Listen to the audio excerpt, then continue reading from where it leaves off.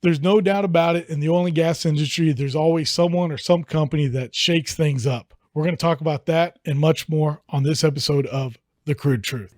In 1901, at Spindletop Hill near Beaumont, the future of Texas changed dramatically as, like a fountain of fortune, thousands of barrels of oil burst from the earth towards the sky. Soon, Detroit would be cranking out Model Ts by the millions, and America was on the move, thanks to the black gold being produced in Texas. Now, more than a century later, the vehicles are different, but nothing else has truly changed. Sure, there may be many other alternative energy sources like wind and solar and electric. But let's be honest, America depends on oil and entrepreneurs, and if the USA is truly going to be independent, it has to know the crude truth. This episode of The Crude Truth is brought to you by Oil and Gas Workers Association, Sandstone Group,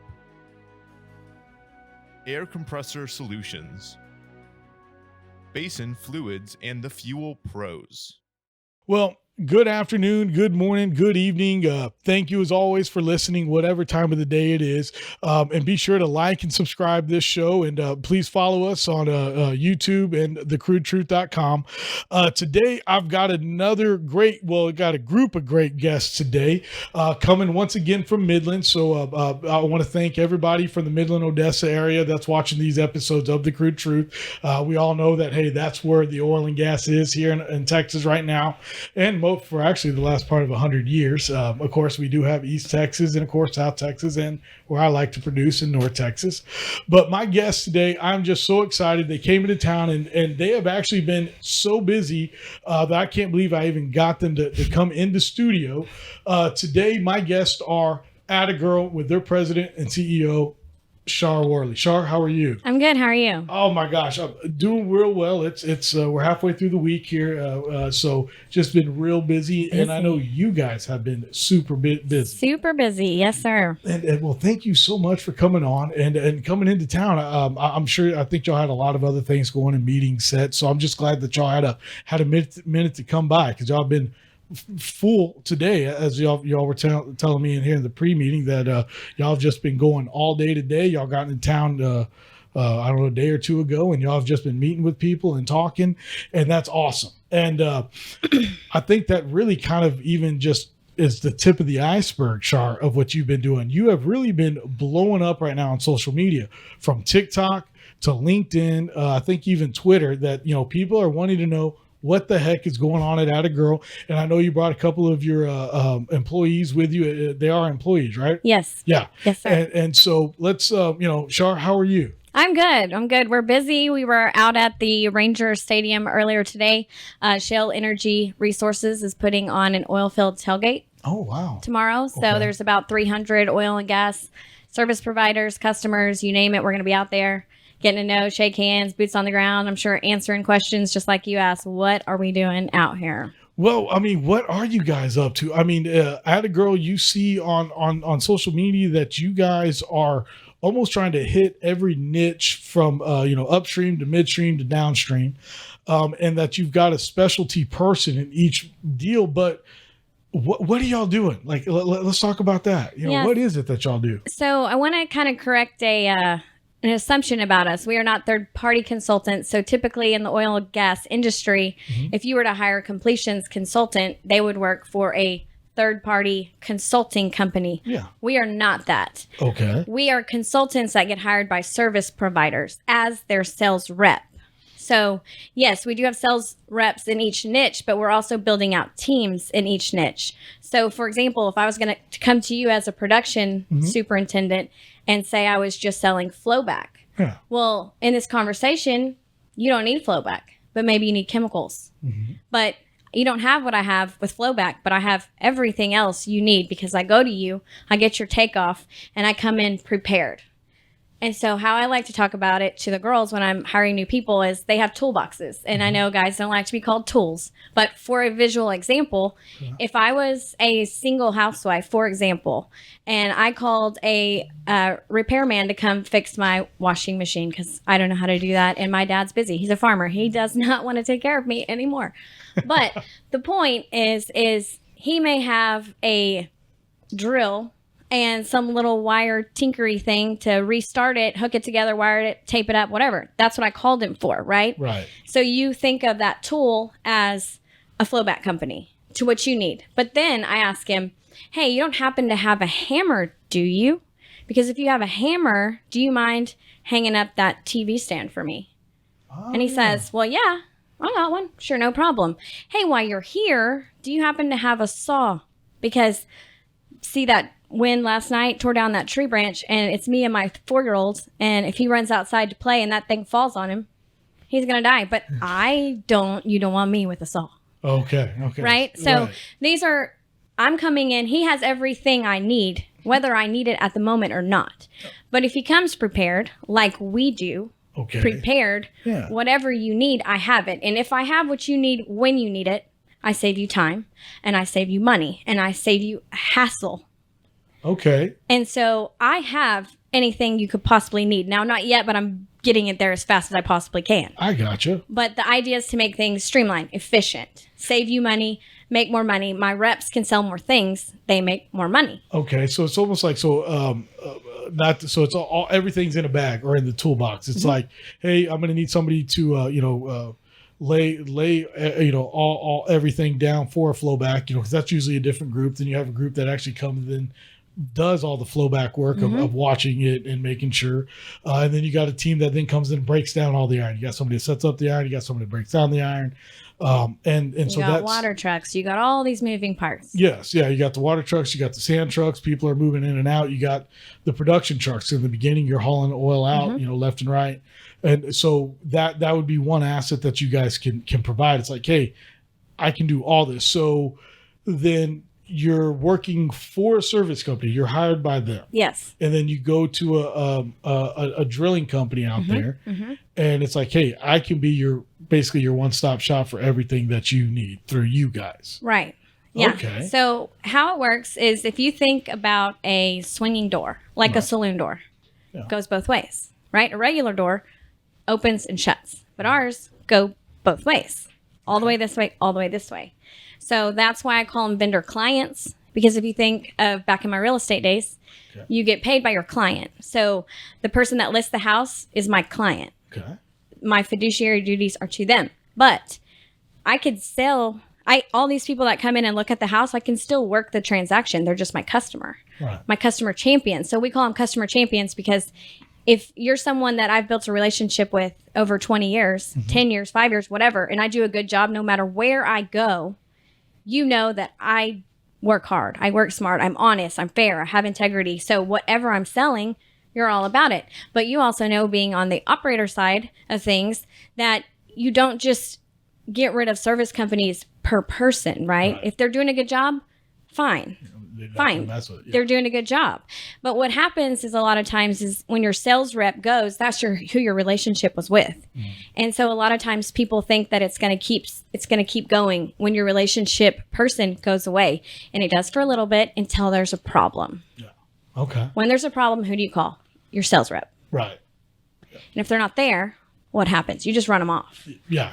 That's what I've heard about West Texas. And I've had several conversations with several energy companies, because service companies. That's one thing that I'm doing more of this year, is focusing on not only continuing to bring in great operators and great guests, but also great service companies. And I've had on several. And unfortunately, if one thing goes wrong, sometimes these guys will run you off. And I understand in some scenarios it's definitely reason. And some other ones, it's just because they had a bad day or bad communication. How many times is something broken and the person who is in charge of it just doesn't know? Yeah. If I had a service that you were using and there was something go wrong, but it was between the workers and our workers and your workers, and that communication didn't go to you or to me, there's no way I can know to fix it if there's not that communication. Right. Now, you may have run us off, and I come back and I say, wow, what happened, Ray? We've been friends. We've worked together for 10 years. Yeah. Well, this went down. It was a big deal. Well, it would have been nice to have that conversation, to know. Yeah. Because I would have fixed it for you. Well, I want to back up just a little bit, and you mentioned back in your real estate days, but you're a Mean Green Eagle, and right, you graduated from there. And the reason why I asked, because I mentioned that is that's where I graduated from a long time ago. I graduated, and we're actually in the NIT. And right now, the basketball team's actually in the NIT championship awesome. coming up, so that's really exciting. But you're no stranger. We're here at the South Lake, Real News Communication South Lake location again today, and these are kind of your old stomping grounds, right? Long time ago, right? It Or is. not too long ago. About, I would say, I left about 10 years ago, but I was in college forever. 10 years. I did everything. I actually started as a Texas A&M Aggie for a year, and I started pre-med, and it just wasn't the thing. Me and my sister got in a fight, so I left. She was there first. We always kind of butt heads, real competitive, but I know you can't tell that about me, but we left, and so I came up here. I was dating a guy at the time at TCU, so I was at North Texas, but I was also very creative, and so I went into fashion design for about 2.5 years. And it's art is an interesting thing. And if you think back to like Leonardo da Vinci, those kind of guys who were geniuses, but they're also artists, and they're also inventors, and they're charismatic. And there's all these, when you find someone who's got all these weird kind of extreme gifts, it's kind of a strange thing, but art is a form of seeing things. And so in my art class, this was a really cool lesson I learned. We had to do figure drawing. So we had 2 models, an old bald man that was naked, and a hairy hippie girl those were our 2 models. And for our listeners out there right now, Cher's looking at us like she was not happy about her assignments and a little disgusting looking. Yeah, so and how it would work is you'd have to spend 3 or 4 days, drawing 3 or 4 days, 3 or 4 3-hour periods drawing this model. So you would circle up around your model, right, or on his platform, and he would kind of just pose however. And yes, he always faced me and this one girl, so it was super awkward. So we would draw these pictures, and we would never develop the area, if you will. And so we would get in trouble. But what I learned from that, what I learned from that was my teacher would come up and say, Shar, you're too close. You need to step back because you can't see what's wrong when it's right in front of your face. So people who try to solve problems that are this close looking at them, a lot of times I tell people, look, your brain is trained to finish the loop.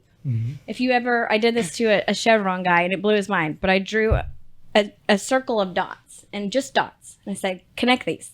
Of course, circle. And he goes, well, I don't get it. And I said, well, you can do it like this. Your brain is trained to solve the loop as quick as possible. Right. And so a lot of times people who look at problems in the industry take it at a very logical, mathematical approach. But sometimes all you have to do is flip it upside down and look at it differently, because you interrupt your brain's quick process, and now you can actually see what the problem is. Right. Okay. Step back and see it. Well, let's step forward and talk about, you guys have been, how long has Atta Gurl actually been going, and what made you want to do this? I mean, being an entrepreneur is no joke, and taking that leap of faith, jump of faith, diving head first, however you want to call it, being an entrepreneur is the hardest thing in the world, no matter what size of entrepreneur you are. So what made you want to do this, and why Atta Gurl and this type of a service? So I've been in sales for about 20 years. I started as a kid doing a farmer's market. My grandma, we had the cutest there was 3 of us girls, and she would put us out there. I'm all, those old men are going to buy from us because we have the cutest girls around. And it worked.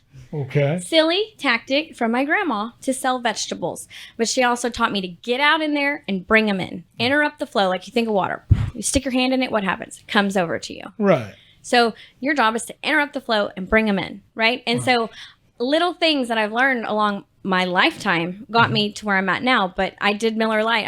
I ran the Miller Lite girls. I started as just a regular Miller Lite brand ambassador. And I did that while I was going through school, while I was waiting tables, while I was bartending 3 different places, while I was being a cart girl. Then eventually I started doing real estate because, like I said, I was in college for 10 years doing everything. And my dad told me, when are you going to get your MRS degree? be the wife. yeah. Yeah. Because that's how we grew up. You were either the teacher, the housewife, or a nurse. And I didn't want to do any of those. But I didn't know what I wanted to do because I was good at a lot of things. So I would go to school for it. And that's just kind of a habit. That's kind of a habit. So just the force of nature kind of pushed me through where I had to graduate. And I said, just get me the heck out of here. Right. It's time to go. I know when all my classes start doubling in cost because I've been there so long, they're like, okay, this is ridiculous. So I ended up graduating with sociology, which is a study of behavior, which is kind of ironic how it all kind of falls into place.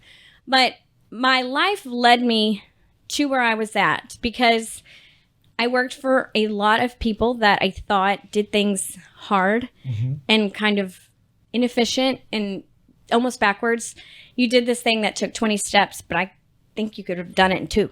Work smart, not hard. Yeah. And then if you work smart and hard, well, bam, here you go. Now we're on to something, right? Okay. And so I kept thinking, there's so many oil and gas, the sales world is not trained at all. It's not trained. Bigger companies, yes, but like to physically be trained in sales is not what I was used to. What I went through real sales training. Miller trained you hard. We knew our stuff. I could walk in and take any excuse you had and flip it and sell you on anything. Right. And except for the one guy who gave me the Budweiser acronym, because you deserve what every individual shall ever receive.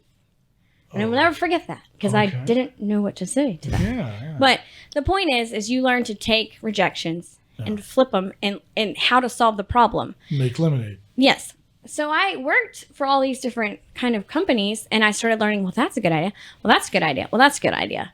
And I'm out in the oil and gas industry. And my very first day on the job, I was hired by a company, which is why I left. Okay. And oil was $150 a barrel, which meant nothing to me on day one. Not a clue. Yeah. And so this guy hired me and they didn't have anything to sell yet. But I didn't know that. I didn't know what I was doing because I had zero training. You're like, what? Yeah, so I'm like, okay, day one. Okay, I have this cool hat, and I had these ugly little coveralls, and these god-awful glasses, and these things in my ears, and this annoying thing that beeps, and what am I doing? Yeah. And he goes, you see those rigs? I said, yes, sir. He goes, go to those rigs and say yes. And so I'm driving down this ranch, and the rancher foreman pulls over and he says, and I was with my little sister who was 17 or 18 at the time. And he's like, ladies, what are y'all doing out here? And I said, well, sir, I honestly don't know. Oh, wow. I said, I was told to go to these rigs and say yes. And he looked at me and said, we do not need your services. Get out of here. And so I kind of sat there and started laughing. And my little sister said, what is so funny? Yeah. I said, that guy just kicked us off for being hookers.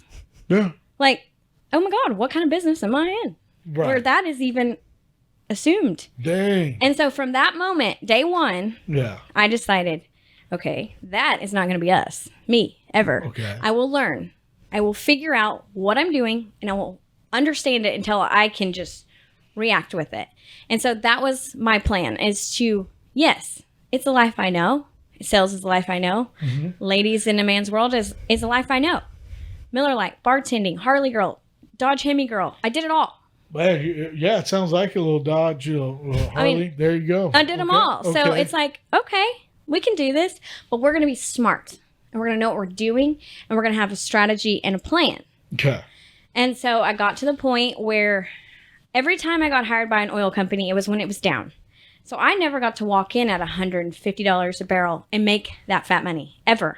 I got hired to grow a startup or to save a dying company. Right. And so every time, it was 7 times. Okay. Seven. I can't do my math. 7, sorry. 8, but... Well, this one stuck. Oh, sorry. But 7 times I got hired by companies to grow them. And every time I did. To the point where I started to really succeed and I started making good money. But every time I got fired. Okay. Because nobody wanted to pay me what I was bringing in. Ah, okay. And so as a commission salesperson, every time I got to the top or I started to get momentum, I had to start over. Oh, man. And so for a salesperson that could really build companies, I never got to make money. because I walked in and I set myself up as a commission sales because I want to earn it. Yeah. Well, I don't want to take a $200,000 base and then get commission. I will go low because I want to make money. To me, it's a pride thing. To me, I want to do it, and it's fun and it's a challenge. Yeah. But it got to the point where, okay, I am 37 years old. I have a 4-year-old boy, and I'm the only parent, and he's first. Right. Like, but it should be. I mean, I've got a 1-year-old, and I think, we do a pretty good job making him first. There's no ifs and buts about it. Yeah. And so to be with him, I couldn't be everywhere in West Texas, New Mexico, Oklahoma, whatever I had to do with one company and make the kind of money I wanted. Mm-hmm. And the odds are, unless I took it and took the control myself, odds are it was going to keep happening. Okay. Because it happened to me almost every company I worked for. And it was like, I'm never going to get to retire because it's just not going to happen this way. It's okay. With the way the economy is going, I don't know if anybody's ever going to retire. Right? I promise you that. Right? I mean, it is crazy the way it is. Well, with your team, Shar, you've actually brought a couple of team members with you today, and I definitely would like for you to introduce them and let them talk just a little bit about what all they bring to the table and maybe their favorite Shar story so far. Oh, Lord. Oh, Lordy. So I want to start with Dani. Okay. Over here on the end. She's our production. So how, like you mentioned, we have them on niches. So drilling, completions, production, construction, maintenance, and then midstream kind of breaks out from there. Right now I'm handling the midstream until we build up because it's a lot to take in at once. But Dani runs the production section. Okay. Hi, Dani. How are you? And go. Go. What do you want to know? Well, tell us about everything that you're doing and what exactly it is that you're looking for in y'all's next client vendor and on the production side. I'm going to give a little brief introduction about, they all have superpowers, right? Yes. So all of my team bring in a specific power to the team. Okay. Not any one of them are the same. Not any one of them have the same thing. But Dani is a hustler. And, when I had an interview with her, one of her good friends reached out to me and said, hey, I have this girl that is heart and grit all day long. Mm-hmm. I want you to meet her. And I met her and I told her, I said, look, I'm not even looking to hire anyone right now. I'm not ready. I'm trying to train and get people on. But I said, you know what? You have a job audition. I said, you go get me a meeting with 3 vendor clients. And if one closes, I'll hire you. I want you to buy in. If you have skin in the game, it's a different ballgame. Okay. Within 2 hours, she brought me 6. Okay. All and right. 2 customers nice. also. So she's my hustler. She'll be the one that's in your face, and she won't take no for an answer. Wow. Okay.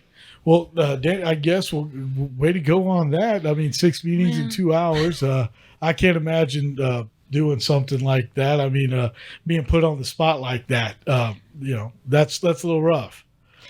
I was really excited to meet a woman, a single mom, who had a dream and wanted to chase it and was going to do her everything to get there and to, be the same, a single mom, and have dreams, and I have things that I want to do for myself. Yeah. And, and it is a man's world, but I feel like, I have 2 daughters. Okay. So, I wanted us, we'll grow and mentor, just a strong group of powerful women that have integrity. They have hustle, heart, grit, honesty, respect. And, so, this kind of fell in my lap at the perfect moment in my life. And I knew when I met her, this is something I want in on. I want a part of it. This is my dream. Yeah. Wow. So there's that motivation there to really kind of be working with Shar and for her in a way that's like, man, this lady, Char's got a vision, and I mean, because that's what anybody has to have. I know sometimes I think it's hard to get your vision across, especially as an entrepreneur, Char. I think you feel a little bipolar. I was telling my guy today, I said, I feel bipolar because there's a part of me that is the the inspirational side, the one Okay. that digs in and pulls out their dreams. But there's also the coach in me that's got to keep them going. And when they get stuck, Yeah. I got to be hard on them. And so I know there's times where they're like, God, man, this woman flips like a switch. But it's a totally, I know. And that's what's funny is I laugh because I'm like, trust me, I know. It feels bipolar. It feels bipolar to me. But I get it. When you're the player and the coach, and I've been the player and the coach. Yeah. And so I get it. But you have to chase a dream and to buy in, you have to want it. And you have to find it deep down inside. But when you get stuck, you may not know what you're doing yet, but movement.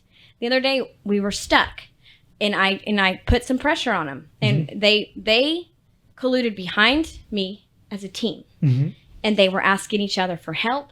Help me with this. Help me with this. How do I do this? And I was in a meeting with the vendor client who told me, you won't get an MSA for us for a year, maybe 5 years. Okay. And right before I had walked in, I knew I was going to get this client. I've been working on him for a while, and they called us back 3 times. I knew I had him. Okay. And so I had sent out the cut sheet to them. I said, they were running in the field, and I said, hey, this is a go. Yeah. Look for them something. Within about 30 minutes, I got a text from one of the girls not here. And she said, hey, I just got you 3 MSAs for that company. All right. But see, there was pressure. And some people chase dreams, and some people fight to survive. Yeah. And I have a team of survivors. Okay. And so dangling a dream to someone who's used to surviving Yeah. maybe isn't the way to go. If you've never tasted a dream, Yeah. it's like winning $50 billion on the Powerball. Sure, I've never won it. I probably never will win it. So that you dangling that carrot at me is really not going to work. But if you tell me, if you don't get me some results this week, you're homeless. Well, that changes the game. I mean that does add motivation. There's no ands, ifs, or But buts they about work that. together, and they are amazing when they work as a unit. As They a are team. the strongest salesperson you could ever imagine when they're all together. That's awesome. And then you have Lissa here. Yeah, so me and Lissa connected back, a couple years ago. We kind of became LinkedIn friends, and she kind of started following some stuff I would say, and this and that, whatever. And then she called me one day. She had a situation, and I kind of just reached out to her as emotional support. Like, hey, been there, done that. You got this. Don't think you're by yourself. If you ever need just someone to talk to, I'm here. Yeah. And over the next year, we've talked here and there. And right when I was about to announce this, I think it was about a week or two before, I see a thing on her thing that says, open to new opportunities. And I said, hold on. Just wait a second. And I talked to her probably a week or two after I announced it. And we had this conversation. And I felt like I was talking to myself. Okay. But who just didn't put it all together. She was shooting all around this. But she didn't even... well, no, it was before I announced it. Because she didn't know what it was. But she's just venting about these things and this and that. And I'm like, oh my God, you are complaining about what I'm about to share with the world. I want you to be my brain in the corporate world. Okay. So Lissa is my corporate raider. She handles the supply chain and the engineers. So she's got to really understand to handle those kind of hard questions. Oh yeah. No, engineer questions are no joke. And sometimes I'm like I glaze up sometimes when I get those. Yeah. That is no. Absolutely. Well, my name is Lissa Sweet, and I mean, it's just great to be here with Shar and Dani and you having us on. You know what? The corporate world is hard, and it's changed, and a lot about corporate America has changed. Yeah. And unfortunately, it's not just one or two companies. It's several companies that no longer train like they used to. They put you through a quick, maybe 2-3 week training course. Yeah. They call it onboarding now. You watch a video, you'll sit in a room by yourself. What is that really teaching you? And I've not been in the oil and gas industry very long. Okay. It's been about 3.5 years. Started with a third party inspection company. Okay. And we basically were a hiring agency for large companies, Williams, One Oak, Devon, Continental, things like that. And we would actually put bids in, and we would try to pick up their projects. And we had quite a few and worked with a great company. Yeah. Unfortunately, he could not sustain through the endurance of COVID. So therefore, we closed shop. And I was like, oh no, what am I going to do? I had a great opportunity. Me being the Oklahoma girl, we talked about Midland, and I am part of the Texas group, but I am from Oklahoma, live in Oklahoma, and home of Phillips Petroleum, Bartlesville, Oklahoma, actually. Everybody's like, why all these years have you not worked at Phillips Petroleum? Well, growing up there, all my friends would move away. Yeah. So, to be laid off was nothing. So that's nothing new to the industry. So I went different paths. You name it, I've sold it, done it, teach it, wrote grants, you name it, I've done it. Telecommunication for 15 years. And again, met Shar, got on with another third-party company out of Colorado, started working remote. Yeah. No training. So I've been in the industry for 3 years now and not really grasping a full picture. Yes, do I understand midstream, upstream, downstream?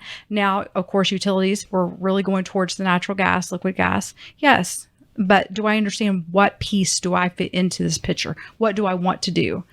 But I'm like, gosh, part of me wants my own business. Yeah. But in this world, this time, is that really feasible?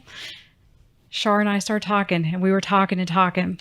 And then the next thing you know, I know about Atta Gurl. Yeah. And she doesn't reach out to me immediately. I mean, as far as reaching out, yes, we were talking, but where do I really fit in? And I'm like, she probably don't want me. I'm not trained. Mm-hmm. That's not it at all. There was such a bigger piece of the puzzle for me. Mm-hmm. So once you see her vortex and you see her teaching, and that's it, she wants us to learn and to grasp this, the whole idea. It's so incredible, her mind, and to really try to see her vision. And she's so good with analogies. She puts these analogies together, and I'm sure you sit here and have heard these, but that's how we understand. Yeah. And she wants to make sure each and every one of us understand our niche to really absorb that. So not only are we helping ourselves in our own niche to grow, we're helping our team, our girls, and then to help Shar. I mean, she's able to reach out to anybody that we are needing help with and say, hey, because she knows just about everybody there is. Right. So it's amazing. So this opportunity is not just, we're a joke and look, these girls are just going to come and go. No, this is real. This is serious. Well, listen, you mentioned training, and I have a younger brother, or two younger brothers. I'm the oldest of three, and 3 boys. And he's now in his early 30s. And it seems like he's actually one of the youngest ones now out in West Texas. And I remember, learning, looking, hindsight's always 20/20. And like I shared, I got a degree from North Texas, and oil and gas was not on my path in the beginning. And so looking back now, you had the guys that were at Halliburton, at Schlumberger, and they all got that training, and it was 18 months, 24 months worth of training. And they really dove into that. And that's, you don't see any of that anymore. Yes, you've got a little onboarding, but that's about it. And so it is a shame that there's not that, because I do feel that, like, I know for us, if we bring on a new hand out there doing on a workover rig, we scare them half to death with safety. First of all, I mean, that's just, kind of what you do. Then you start them out, and our goal is that, hey man, teach them the right way. And, but also, hey, if he's got, kind of like getting back to Shar, saying, hey man, if he knocks it out in 2 steps and does it right, rather than going those 3, that's fine. But it's like, let's cultivate this culture of a group that wants to be there, that knows that when there is a downturn, hey, they're still going to be here, because there's still going to be work that needs to be done. And so, but they've also got enough, because what I find is I need to teach these guys as much as they can, and that I can't be afraid for them to leave, because if I'm teaching them all that I can or sharing with them my experiences, then I know that they're going to take at least that much more, and going to at least have that much more knowledge. And that's the way I feel about it. Yeah. And to kind of spin off of that, and I say this a lot, when knowledge is low, fear is high. Mm-hmm. And when knowledge is high, fear is low. Yeah. And you said it, you scare the heck out of them with safety. Yeah. But imagine, inadvertently, and they'll agree too. Yeah. In any business or any role, whether it's sales, whether it's working on something, if you don't know, you're shaky, you're nervous, it's like, and you're more likely to make a mistake that could hurt someone. Yeah. But if you actually know, first know, then see it, then do it, you've hit that 3 times. And at 3 times, things are starting to stick, and you're starting to build confidence and comfort, and you're starting to do your job the way you should be, safely, accurately, efficiently, But imagine just even sales. You walk out and you're like, oh gosh, Yeah. I don't know what I'm doing. Yeah. I'm scared because I don't know what I'm doing. Right. And it's okay to fail. And I put pressure on some of them the other day. I need you guys to go out and do this. I knew they didn't know. Yeah. But you have to be able to conquer your fear. And where they mess up is a training point for me. If I see someone stumble on something, it's because I didn't explain it right, or I didn't explain it to where they could understand it. And so they give me the feedback, or customers give me feedback, and I create a visual thing to where, hey, next time, take this. They will read it. They know, you know how things work. You know how it works better than she does. You probably know how it works better than I do. But I know that if I present you with the information you need to know, you know if you need it or not. Well, and then you do training almost on a weekly basis, right? Right? Yep. How are her trainings, Dani? Well, every Monday we do a boot camp, Okay. and she likes to draw.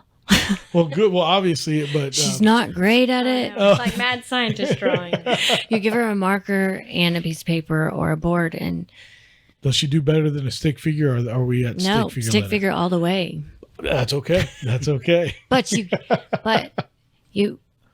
get it. Right. You know, Yeah. It's like she'll draw a whole site from, beginning to end. And I'm sitting there with a notepad trying to draw. burn his stuff like I'm like, it's throwing usually I'm up. writing, but I'm drawing here. So, Yeah. but it makes more sense. And I'm someone, and I've never been in the oil and gas industry. Okay. Like, my dad was, my, ex-husband is, but I haven't done it. I was an interior designer, Oh, cool. and so I'm came into this thinking, oh, I'm going to be so far behind. Yeah. But the way that she the first week I went with her to meetings, and what was interesting for me is us walking in and these businessmen being like, oh, girl, and, hardly want to even interact, whatever. She starts talking. And I mean, maybe like 5 to 10 minutes in, it's like their body language. They start leaning in, they start asking questions. They like relax and they start laughing. They get it. Right. And she brings everything to life, and it's like, wow, she knows what she's talking about. This is a big deal, Yeah. and a great idea. And so that's been my favorite thing so far, and how I learn is, take me, show me, Yeah. let me see. Sometimes I'll record things, just because, by the end of that meeting, we're all sitting there laughing, and, and she's pretty amazing. Well, Dani, how can people, if on the production side of things, how can people get a hold of you? Now I think you even have a TikTok, because are you the one that's TikTok famous? She is hilarious. I wouldn't say famous. Okay, but how can people get a hold of you for anything on the production side of Atta Gurl? It's Dani at attagurl.com, Okay. or just look me up on any social media. Okay. No, but yeah, TikTok. I think it's Pistol Dani's, but Okay. it can be interesting. Okay. It's just for fun. That's all it is. I think. Yeah. We're allowed to have fun. There you go. We like to have fun. We do have fun. Yeah. That's okay. So yeah, just email me or Okay. look me up on LinkedIn. I mean, Certainly. it's all there. Yes, ma'am. And Lissa, you talk about the team aspect, and Char said, hey, my team comes together. Are you enjoying that at this place? And can you expand on that just a little bit real quick? Oh, am I enjoying it? Absolutely. As your boss is right there, I'm so sorry. Well, and you know what? It's not. Get a raise. I mean, and you know what? It wouldn't matter where she's at. I mean, I have never met, and I have met many people in my lifetime, and I have never met anyone with heart and soul like her. It's amazing to work with her, and she has got the famous saying, "Why not?" No. And I am a why person. I always want to know why. And when she said, why not? That's amazing. And the things we do that's outside of the norm that makes your life worthwhile by doing this job, the adventures that we make, the learning opportunities. And she has so many more ideas. And I don't know if she'd like me to share all those because they're all coming Corporate out strategy. in stages. Yeah. But yes, I just learned of one, the community service. I don't know if we want to talk about that. Yeah, She'll go talk about that. ahead. But we're actually going to, I mean, we care about this earth. I mean, we care about people in it. And Yeah. she actually goes, and there was a family during Christmas that lost their home. She, during the busiest time of her life, trying to set up her company, getting ready and doing all these other things, she's worried about this other family. And that's not the first family. There's been so many families. If you check her out on LinkedIn, you'll be able to see it's just her heart. And us as a team, we're going to start picking up trash. We're going to start doing things back for our communities. And that's something I'm going to take back to Oklahoma as well. That's awesome. Now, how can people, as a corporate, because I guess, you said corporate raider, but corporate sales, Yes. how can people find you and get a hold of you? As a corporate raider, you can reach me at Lissa at attagurl.com. It's Lissa, Lissa. Okay. Or you can look us up on our website. It's www.attagurl.com. Awesome. Shar, tell me, okay, here they're talking about you, and obviously they're here right now. It'd be fun to see if we put you on the other side of the fence. No, I'm joking. That's what they have the group text for. But The bipolar group text. So you'll see the screen. but she mentioned there that you're giving back, and I know you've got a charity. Is that correct? That you do? Yeah. work So with? like she said, the last year I really focused on helping out people. It was just solo stuff. Okay. One of my office manager's son came down with stage 3 osteosarcoma and had his leg amputated. Oh, And we did a quick little thing around the office and raised, I don't know, a couple $1,000. But I said, that's not enough. We've got to do more. And so it took a while to get a bank account to where we could get the flyer to get everything started. So it got down to the wire and I had 3 weeks to plan this thing. And man, we hit hard. We were at football games giving out flyers. We were hitting businesses. We were just heart and soul into this event. And I don't like to fail on a kid's behalf. That's man, I won't do that. And so day of, we had this clay shoot, and oh my God, to the day of, when I got up on the stage, me, his mom, and Tristan, holy moly, there was like 500 people there everywhere you looked, and we ended up raising $76,000 for them. wow. And it was incredible. Wow. Wait, I didn't know anybody then. A lot of people get to get out and do these events, these social events, but I'm mom, dad. I pay all the bills. I do everything. Right. I'm the coach. I coach 4-year-old soccer. Oh my God. Oh, man. I coach T-ball, and it's, Okay. I live in San Angelo. I have a place in Midland. I mean, I am everywhere in the car, you name it. But my son is the most important thing to me. Right. And he's the reason I'm doing this. But I also know that I'm doing it for them. And there's so many women out there that need a place to feel safe and to flourish. Yeah. I guess I was going to try to piggyback off that, just saying it's an honor to watch people and basically, as an entrepreneur, you're giving other people an opportunity to have a job, to grow, to do their own thing. So from that standpoint, I completely agree. And it's an honor. I mean, I talk about it all the time that when we're drilling a well out in a little town, I mean, that's $1 million, that's $2 million into that community that helps out. Absolutely. And because we do our best to use the people that are there in town, and we do, now of course out West Tex, those are 10, 15, they're a lot more than the wells that we drill. But no, from that standpoint, I know what you mean. But what you're doing by creating this space for them, that's awesome. And I can't thank you enough for coming on the show. Wanted everybody to know, to get the crude truth about what it is that you're doing, because you're all over social media. There's no ands, ifs, and buts about it. But it's like, what is it that what are you selling? Yeah. Right? What And- aren't we selling? There you go. And that's the way it name is. of the game really is we want to increase your bottom line, There you but go. I want to increase your profit gap. And we joked about a post I said a while back about someone taking a chance and let me run a lease. Yeah, that's right. Yeah, we did talk about. Yeah. You said that, hey man, I want a CEO to come give me an opportunity to run a lease, and I was like, what kind of lease you're talking about? And you said, Yeah. So what I meant by that was I don't want to run it. I want to be able to test my company in the way I'm thinking, and I want to see how many millions of dollars I can save you, because I can. There you go. Because imagine if I could combine your volume with ConocoPhillips volume and Oxy's volume and Exxon's volume and Pioneer's volume. Imagine if you had my buying power as a conglomerate. I can save you a lot of money, and you should let me try. That's dangerous. That is dangerous. And Shar, as we're running out of time here, where can people find you? And if you got any last message you want to let everybody out there know, please say it. Yeah, so we're on LinkedIn. Shar, I'm a one namer like Madonna Prince. I don't ever say my last name, so it's just Shar. Can you say it for? I don't know. Like an oil well. Okay. Yeah, so you'd never guess that. No one ever gets it right. Okay.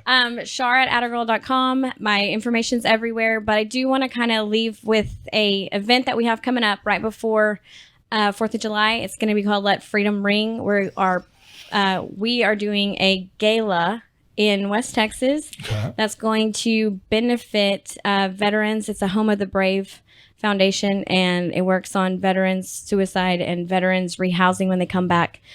So like we said, it's about having fun. It's about doing the right thing. But if anyone's interested in joining us, keep an eye out because it's coming soon. Okay, well, that's exciting. Well, I want to thank you all, Dani, Alyssa, Shar, for all of y'all for coming on today. I hope y'all enjoy the rest of y'all's time here in North Texas. And that's it on this episode of the CRUDE Truth. We'll see you next time. Thanks. This episode of the CRUDE Truth is brought to you by Oil and Gas Workers Association, Sandstone Group, Air Compressor Solutions, Basin Fluids and the Fuel Pros, and Real News Communication Network. The easiest way to start your own podcast and TV show? Real News Communications Network. Stand out from your competition. Produce streams of high-quality social media content. Become a thought leader in your industry. With RNCN, you get to be the host. We handle everything else. Tour one of our 3 locations in Dallas, Fort Worth, and the Colony. Call 972-402-6333 or visit launchashow.com to find out more.